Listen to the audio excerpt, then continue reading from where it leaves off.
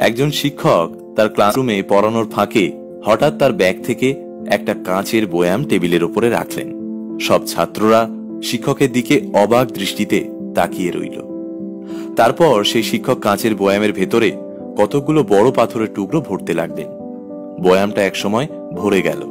তিনি বললেন, ছাত্ররা দেখো তো আর কোনো পাথর রাখা যাবে কিনা। ছাত্ররা সবাই উত্তর দিল, না স্যার। শিক্ষক বললেন, তাহলে বয়ামটা ভরে গেছে, তাই না? ছাত্ররা বলল, জি স্যার।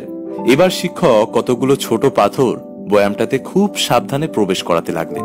ছোট পাথরগুলো বড় পাথরের ফাঁকে ফাঁকে ঢুকে গেল। তিনি বললেন, এবার কি পুরো বয়ামটা ভরেছে? কি বলো তোমরা? সবাই একই সাথে বলল, জি স্যার। তিনি এবার বালু ঢালতে লাগলেন। পাথরের ফাঁকে ফাঁকে বালু ঢুকতে লাগলো এবং এভাবে বয়ামটাকে পূর্ণ করে তুললেন তিনি। আর এমন ভাবেই পূর্ণ করলেন আর কিছুই সেখানে রাখা যাবে না। শিক্ষক এবার বললেন, আচ্ছা এবার আমরা পুরো ঘটনাটাকে উল্টো করে করি। এই বলে তিনি প্রথমে বয়ামটা খালি করে বালু ঢুকালেন এবং সম্পূর্ণ পাত্রটা পূর্ণ করলেন। আর এভাবে তিনি অন্য বড় পাথর আর ছোট পাথর বয়ামে ঢোকানোর চেষ্টা করলেন, কিন্তু সেটা তিনি আর পারলেন না।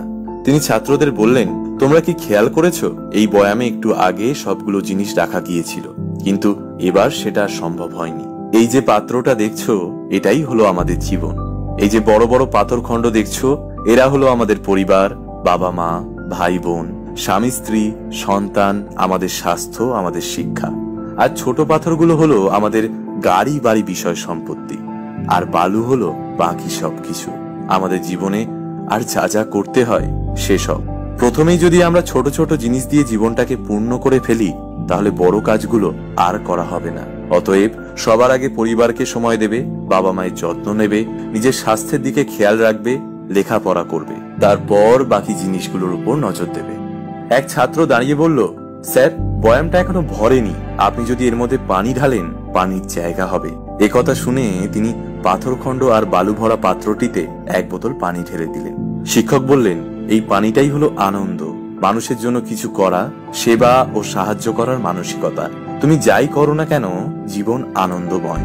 মানুষের জন্য সব সময় কিছু না কিছু করার সময় তুমি চাইলেই বের করে নিতে পারবে। কখনো অর্থ দিয়ে, কখনো বা নিজের শ্রম দিয়ে অথবা বুদ্ধি দিয়ে তুমি মানুষের উপকারে আসতে পারবে। তাতেও তুমি অনেক আনন্দ ও মানসিক প্রশান্তি পাবে।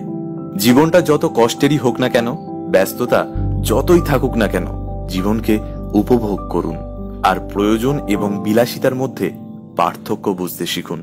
দেখবেন জীবন অনেক আনন্দময়। আমাদের ভিডিওটি কেমন লাগলো কমেন্ট করে জানাবেন। ভালো লাগলে শেয়ার করবেন। এরকম ভিডিও নিয়মিত পেতে আমাদের ফেসবুক পেজ অবশ্যই ফলো করে রাখবেন।